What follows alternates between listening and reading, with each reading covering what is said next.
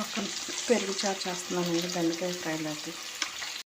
Salt వేసుకున్నాం కదా, కరివేపాకు ఇవి కూడా పచ్చి వేసుకుంటే దాంట్లో మగ్గి బాగుంది. ఇంకా పచ్చిమిరకాయ కూడా ఇలా చీల్చి వేసేస్తాం.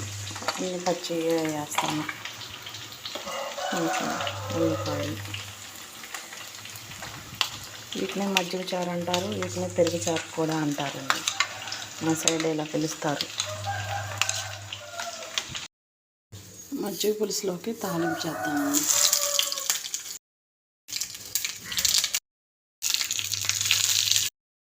కూరకారం కూడా వేసుకుందామండి.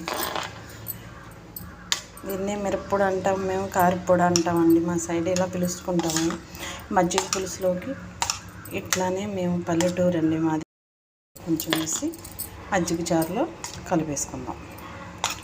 బాగుంటాయండి మజ్జిగ చారు. ఒకసారి ఇలా ట్రై చేసి చూడండి, న్యాచురల్గా భలే ఉంటాయండి. బెండకాయ ఫ్రై కదా, ఈ మజ్జిగ పులుసుతో కాంబినేషన్ సూపర్గా ఉండిద్ది.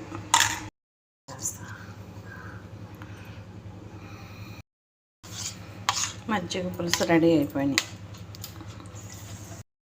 అయిపోయినాయండి. మీ అందరికీ ఒక చిన్న మాట అండి, మీలో ఒక దాన్నిగా నన్ను కూడా సపోర్ట్ చేస్తారని కోరుకుంటున్నానండి. థ్యాంక్ యూ సో మచ్ అండి. ప్లీజ్ సపోర్ట్ అండి.